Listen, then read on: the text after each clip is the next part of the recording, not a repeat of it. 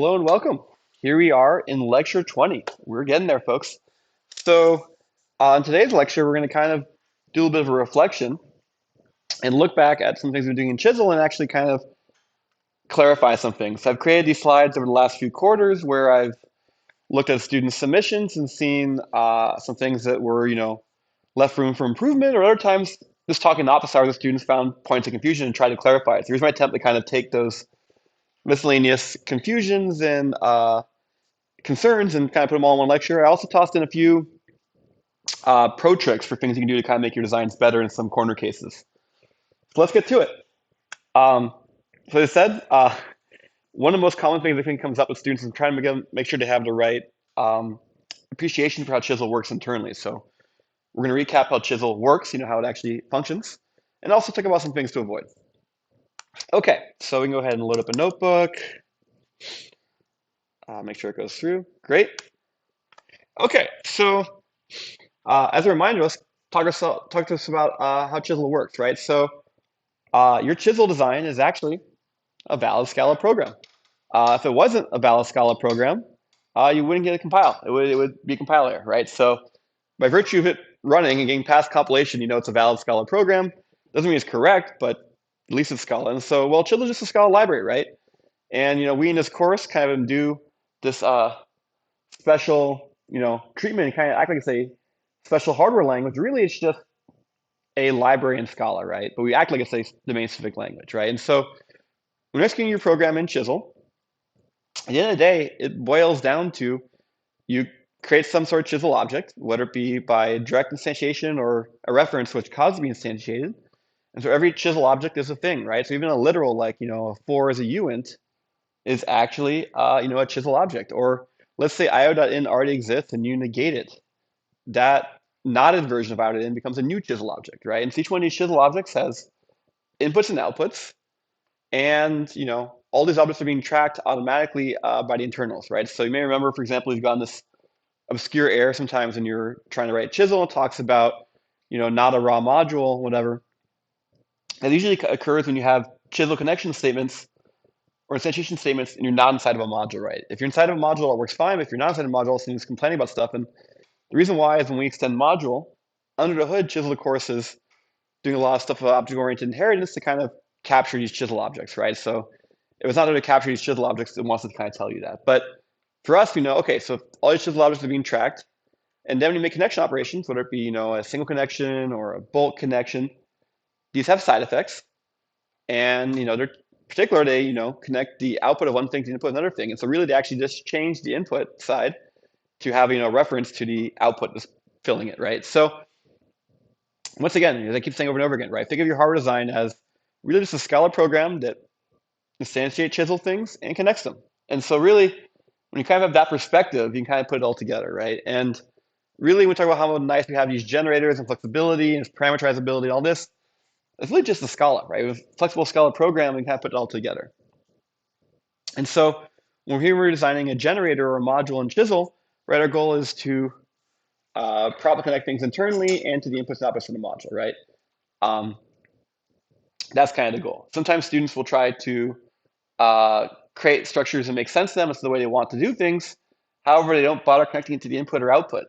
Well, very often the tools, whether it be the Chisel tools or actually the downstream, perhaps, CAD tools, will prune unreachable things, right? It's going to say, you know what, that's not able to be used, so we might as well prune it away. Okay, cool. Questions so far? Okay, we'll keep going. So this is, I think, one of the most fundamental things about this course, right? Is so spend less time talking about making programs than make hardware. And so to do that, you kind of understand both the modality of hardware and the modality of software, right? And so sometimes students get confused about this. We're kind of clarifying, right? So when you think about hardware, it's hardware, right? It's firm, it's unchangeable, right? So the connections in hardware are static, right? Once we've elaborated our design, as once our Chisel programs run and created the fertile, the connectivity is not changing. The structure is not changing. Whatever combination of wires and adders, muxes, and what they're connected to That's not changing. However, of course, as we know, we can put different values on there, right? So the way to kind of like describe this is the structure is static. The structure is not changing once it's constructed, but these wires can contain different values, right? Dynamic signals, right? The values can change, right? And so when you think about it, it's kind of a very interesting device, right? Like a hardware design is, a static object, but because different values can flow into wires, it can compute different things. This is perhaps in contrast to when we think of software, we kind of think of this very procedural instruction by instruction mentality. Um, this is kind of all malleable, right? There's not really much changing. And so taking this one step further back to the hardware, right? For example, in Mux, uh, even though you can choose I want to read from Mux input A or Mux input B, um, at the end of the day, none of the wires are moving. It's just internally which logic function are we doing, right? And so as we don't know, wires, of course, can carry different values in different cycles, both in simulation and the real world. But so the wire endpoints don't change, right? The wire has no internal state. It just propagates the value from the output of one end to the input of the other end. Um, and so we talk about a wire changing its value over time. We're talking about that input changing its value over time. So the wire is, yes, it's changing, but it's really just, tracking that input, right? So talking about a wire changing, well, really it's just the input to that wire is what's changing. Meanwhile, a register or memory, sometimes where students get tripped up, these have internal state, right? So they actually do remember things, right?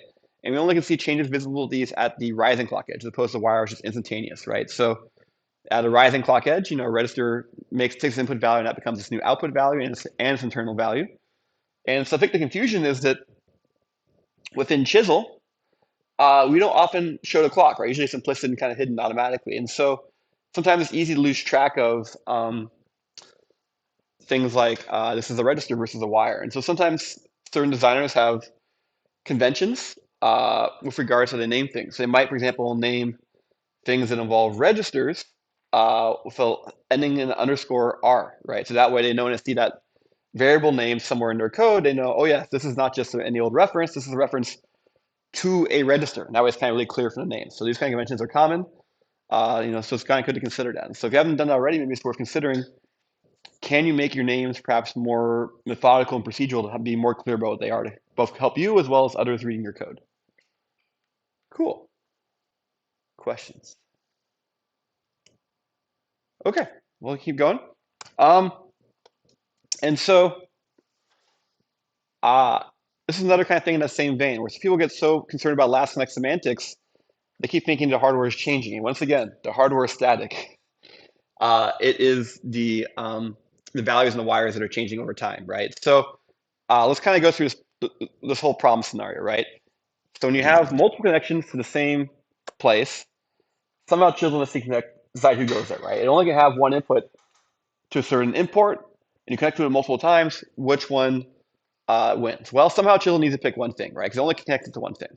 And so it chose, last connect semantics, meaning the last connect operation performed in Scala program order wins, right? So in most cases, this is all inside the same function body. So yeah, something higher in function body is going to be overridden by something lower in function body because it's going to run later.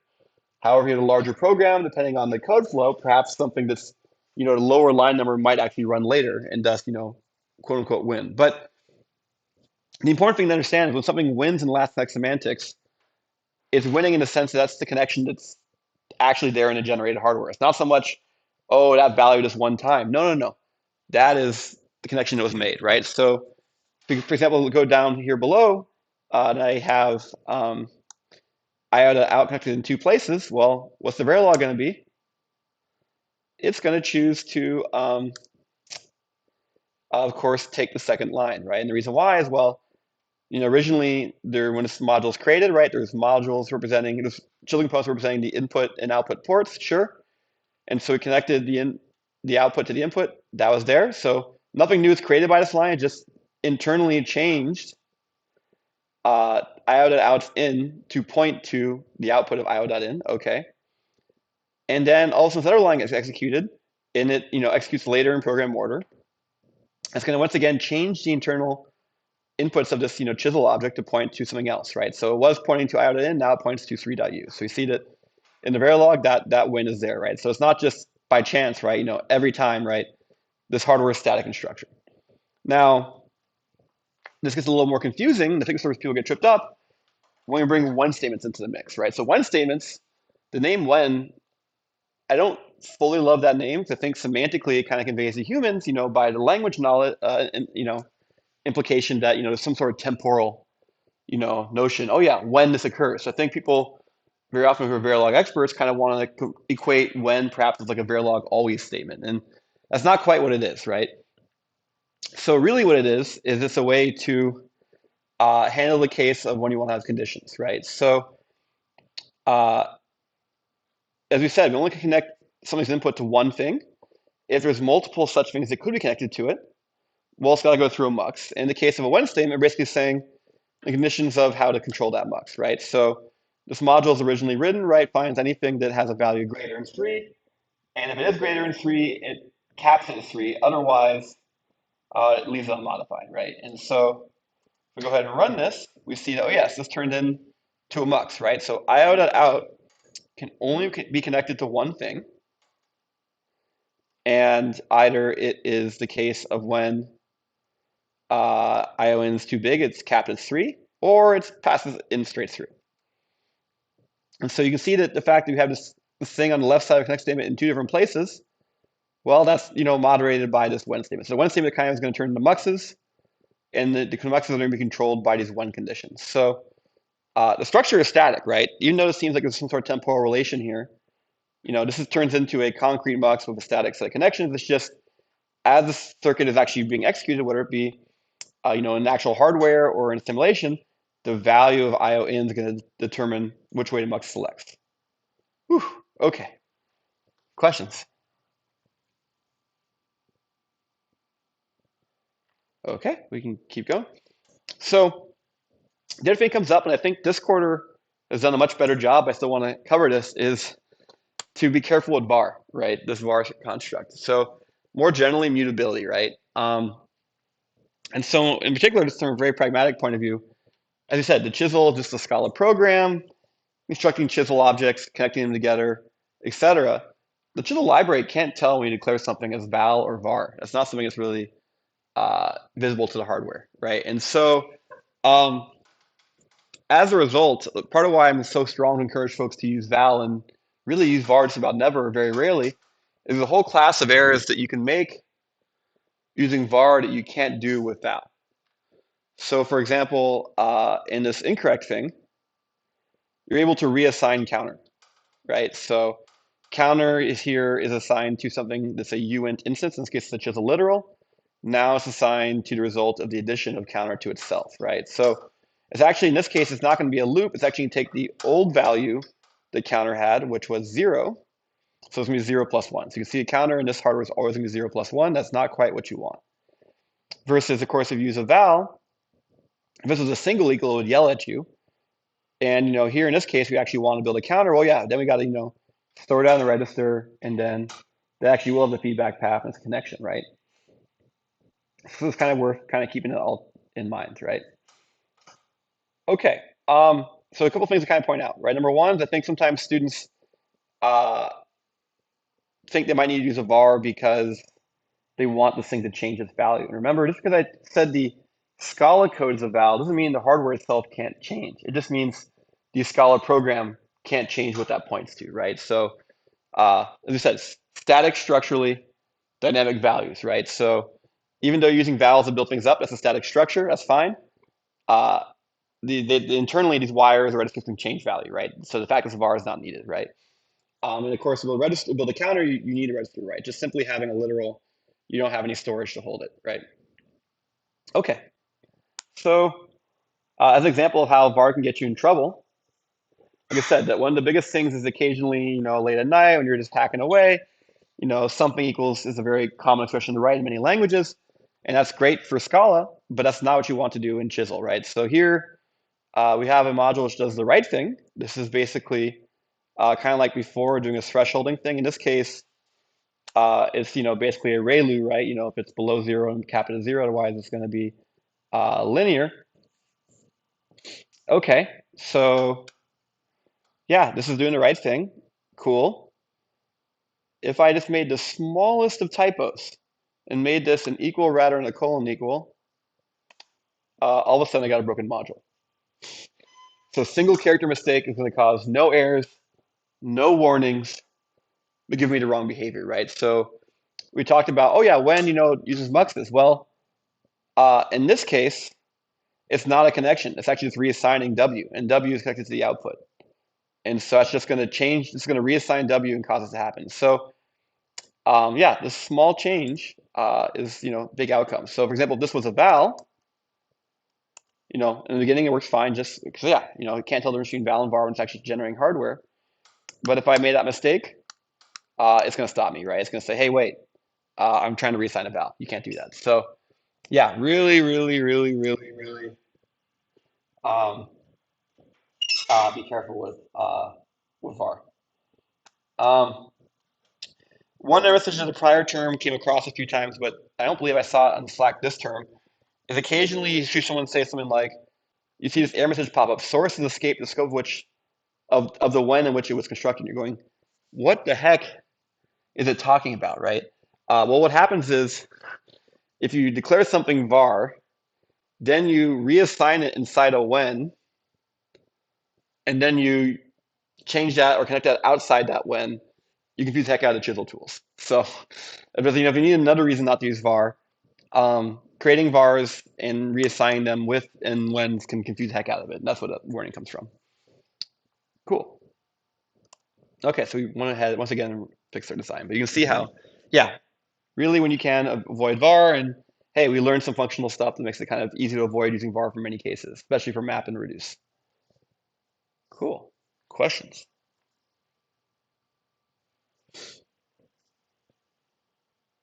And the reason why I'm talking about this is there's some things we always want the tools to kind of catch us with errors and warnings, and occasionally there's things the tools are not doing a great job at detecting the issue, right? And this is one of those ones where um, what seems to be the tools a completely legitimate use of the language. In this case, reassigning W is something we as designers really don't want that to happen. So to avoid this, right, we want to avoid the use of var.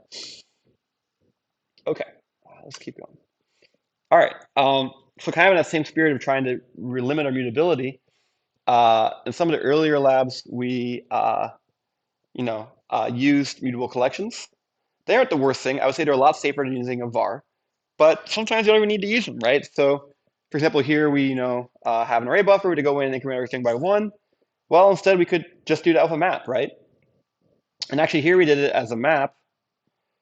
We could perhaps even do the whole thing much simpler by even doing the +1 inside the tabulate, right?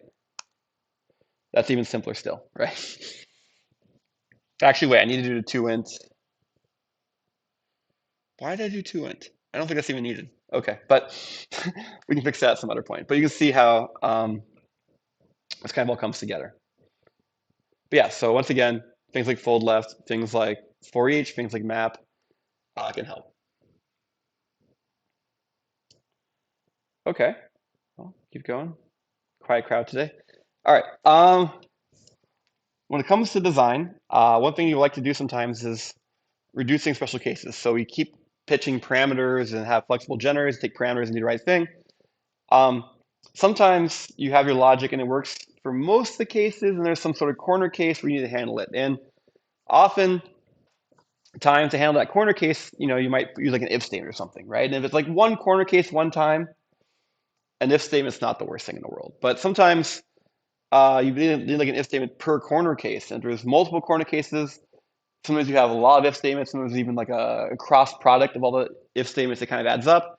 And so it's not as scalable as you would like. And so one way to get around that is to have your code be slightly more general purpose. And as a result, you can actually reduce the number of special cases in these kind of if statements and stuff like that. And so as a good example of that, perhaps your code works correctly for one or more elements by using the reduce function, but you want to be able to handle 0 for that parameter. Well, something like fold left, where you give it the initial value, can more easily handle 0 elements, right? For example.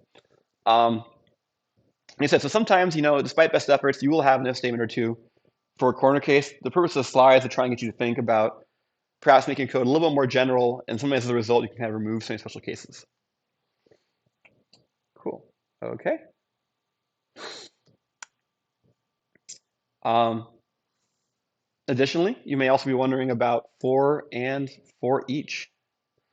Um, so we use them both in this course. You're going to continue to use both of them in this course, but let's kind of remind ourselves what these constructs do, right? Both of them go across some sort of, iteration space, whether it be a collection or something you specify inside the for statement. And usually when you use these operations, they don't return anything, right? The benefit of a for or for each are side effects your code chooses to do. And even though we normally want to have functional code without side effects, in our design process, we actually are going to want side effects quite a bit. Things like connections and Chisel are side effects. We actually do want side effects some of the time, right? If you really want the result of this iteration, then you, of course, should use something like a map or a reduce or a fold or something. But if you just want to iterate across a lot of things and what matters is only a side effect, you don't want to return anything, then you have a choice between for and for each. And sometimes students ask me, well, which one should I use? In many cases, you really could use either. But if you want some sort of style suggestion, my advice is if you have an existing collection or the range already exists, then for each is very natural. You can take that collection, say dot for each, or just even space for each. And to me, it's a very kind of smooth, clear syntax.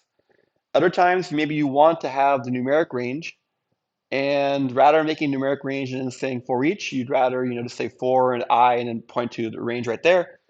That's totally fine. So I find it really helpful to have a for statement when you really want a numeric index and you actually want to see it. So in other words, for each is great for iterating over an iterator as opposed to for is good for iterating over like a numeric index range, right?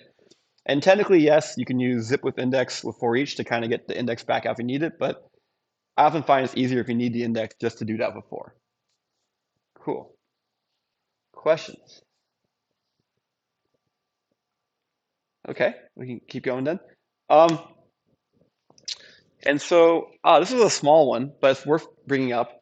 So in this course, we don't have a backend, right? So you're all writing Chisel and RTL, and you just push it through and it works in simulation. That's good enough, right? But for build hardware, we should be at least a little bit cognizant of the hardware costs of what we're doing, right? And so some cases where there's things that produce the functionally correct result, but it perhaps isn't the best use of logic resources, right? And in some of these cases, even if you do something that's perhaps not as efficient, good CAD tools can often recognize it and go ahead and fix it. However, and by fix it, I mean optimize it. But you know what? Maybe if we have the code simple from the beginning, we can make this a little more clear from the beginning, right? So, for example, things like working with matrices or game of life, um, a lot of times you need kind of like a row and a column index. You need kind of two indices. So one way to do that would be to have like two counters, right? One for row or one for column, and then kind of increment them accordingly. Some students instead had a single counter, and then map that into two spaces by using, things like division and modulus, which, mathematically that checks out. But just, division and modulus is actually quite expensive in hardware. So if we can avoid them, we would like to, right? Likewise, when we have that single index and we're trying to generate from maybe two indices, maybe we saw like a multiplication operation in there. Once again, that can produce the correct result, but maybe if we're clever about how we do the index things, set things up, we can avoid that. Uh, Moving along through these other categories, right?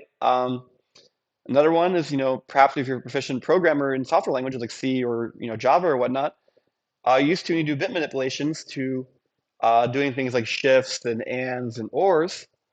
Uh, well, remember in Chisel we have direct access to the bits, so we don't necessarily have to do that, right? If you want to do things like grab a few bits of a number, you can just grab a few bits of a number. You don't need to shift and to like do like a bit extraction like you would in C.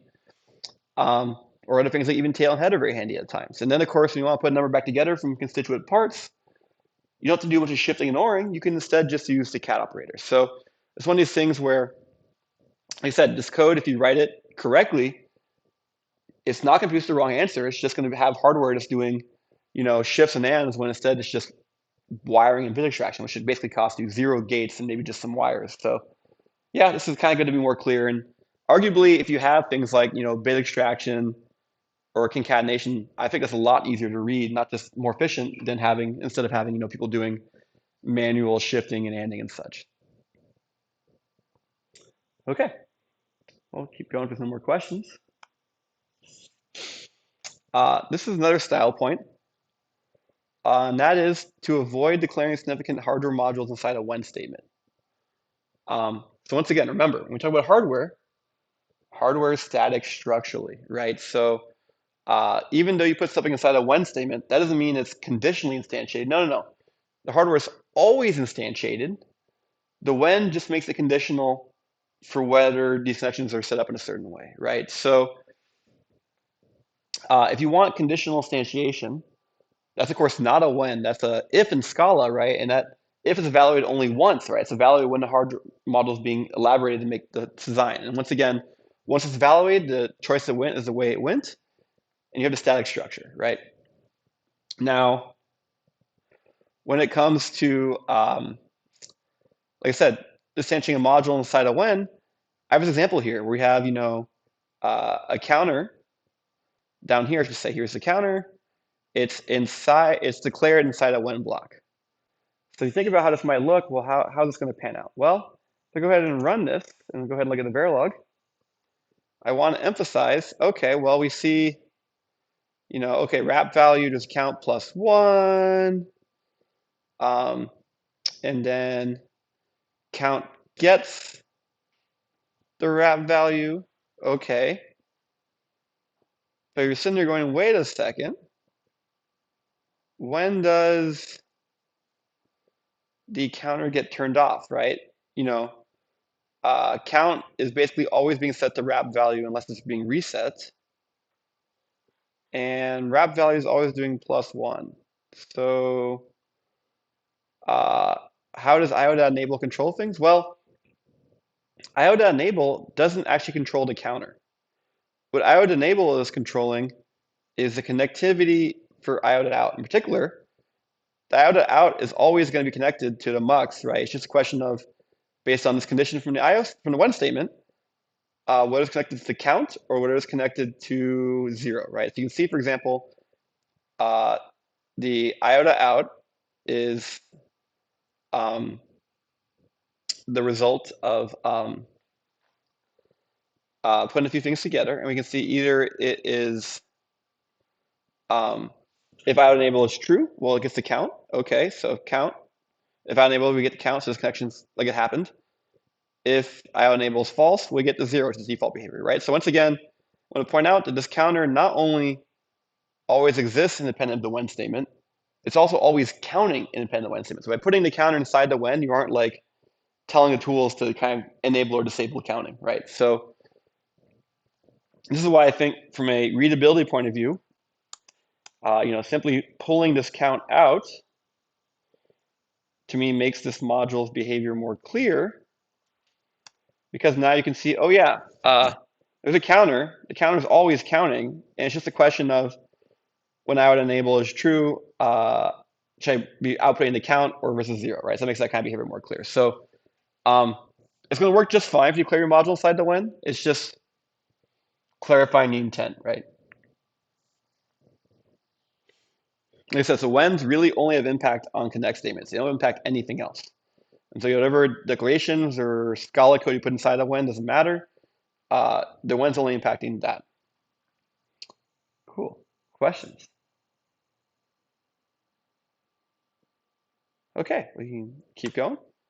Okay, so I've said this a few times. Lecture's kind of a fun. Scala's kind of a fun language, which uh, has a lot of different methods, and the point of a lot of these different methods is to kind of capture corner cases you might think about, and it's just handy. So a lot of times in programming languages, you think about, oh, I want to go until n minus one or go until n exactly or something. And so remember, we have both to and until, right? And so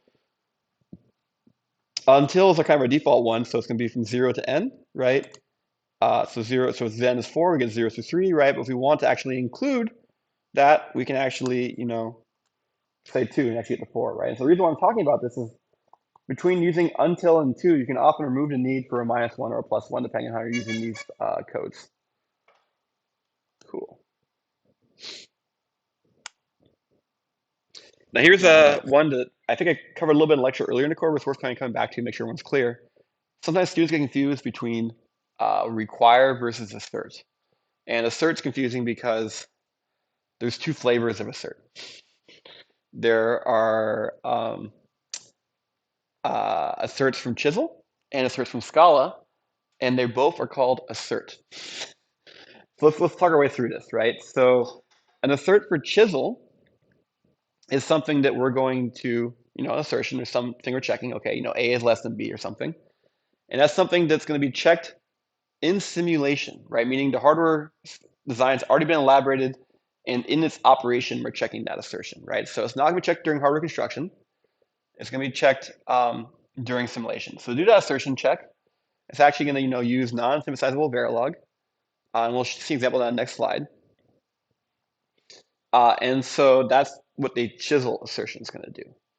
Meanwhile, a Scala assertion is going to be evaluated when the Scala program is running, which in the grand scheme of things, of course, that's when we are constructing our hardware, but not when we're simulating, right? So the question, of course, is, well, which one's which? How do we know which one's which?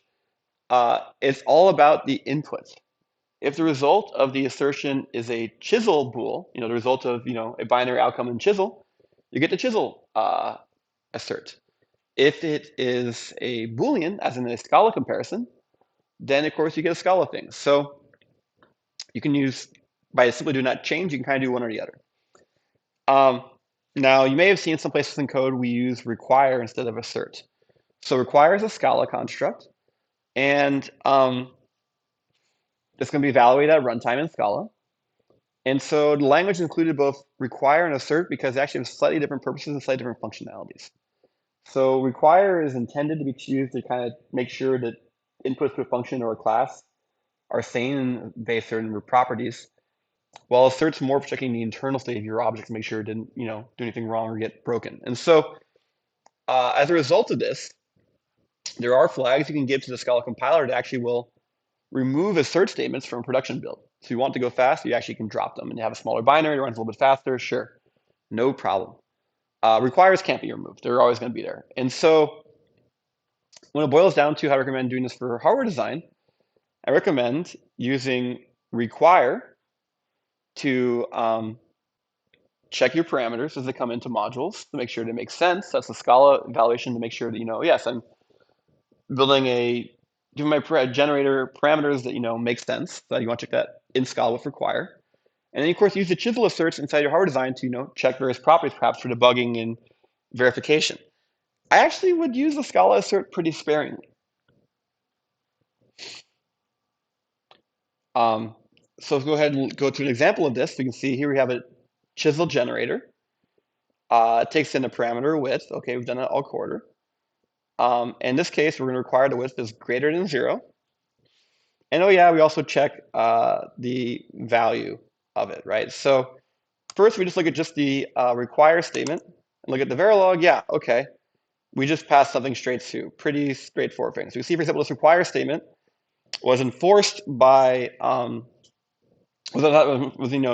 executed by Scala when it was doing the elaboration phase, but once the hardware is generated, it's not visible, right? It's gone. And for example, if I was to violate this, for example, maybe trying to make a 0 width module, we're going to get an assertion violation, which is not going to render correctly inside this Jupyter notebook. But yeah, it's not happy about that, right? We broke that require statement. Okay, let's go ahead and rerun this so we get some code back again. Now, let's say we turn on the assert here. Well, actually, no, before that, I could also change this to a Scala assert, and functionally, it's very much the same. It's just, like I said, that the difference between assert and require in Scala is, require is kind of more intended for inputs versus assert is more intended for your internal state. And also one can remove them. And once again, I'm going to unbreak my interpreter. There we go. Okay, so now for the assert inside the Chisel module, look at this, right? The type of this is, a comparison between a Chisel thing and a Chisel thing. So it's going to be of type bool. So it's going to be invoking the Chisel assert. And so we see now, look at the Verilog. Whoa, there's a bunch of other stuff going on here, right? So as you said, assertions in Chisel are simulation only. And so here's all this simulation only stuff, right? So if we're not doing synthesis and someone's okay with us doing, prints, oh yeah, we're going to print, we saw an assertion violation. If we zoom out some more, we can see that actually, these are conditions from which it's going to trigger the assertion. Oh yeah, if my input is greater than 0, and I'm going to go ahead and call fatal, no kill simulation. And actually, perhaps this message is misleading. Now that we look at it, saw zero input? No, we saw, I should say, a greater than zero input, which is a problem. Okay, cool. Questions on that? Actually, wait, before I forget, I also want to bring up, so we talked about in our formal verification work, we use assert statements. And so where do those go? So what's interesting is the asserts we were using in the formal verification, it's the exact same chisel assert. It's actually not a different kind of assert. The difference was when we called that verify function, which did the actual analysis of the design. But the assertion expression as a user was the same. It's just our choice of when that assertion is checked, where by default assert is going to be, checked in simulation at execution time, as opposed to like the formal verification style assertion checks are done formally for as many, combinations we can do statically. Whew, okay, cool. Questions on that so far? Okay. So kind of as a final tip and trick for today. Um, so this is a subtle one, but it's kind of pretty cool. So if you probably had a lot of fun with bundles in this course, you can make bundles, you can make nested bundles, bundles of bundles, vexed, whatever.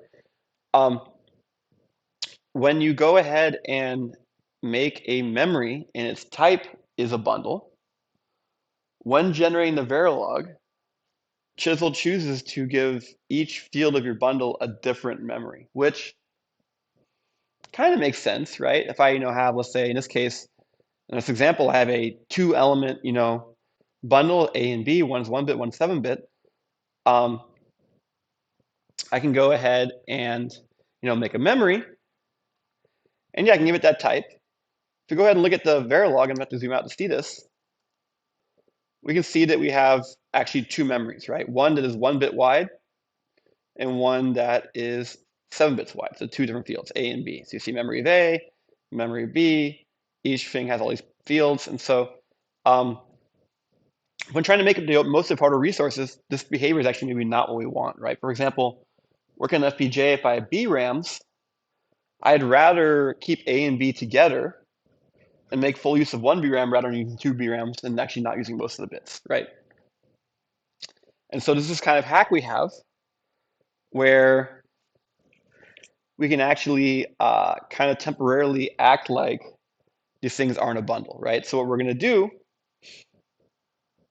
is instead of declaring the bundle, declaring a memory of the type of the bundle, we can instead declare the memory of the of a uint that is the same width as the bundle. So that's this get width field. This is kind of interesting, introspective reflection kind of command we have here where we say, oh yeah, how big is this bundle?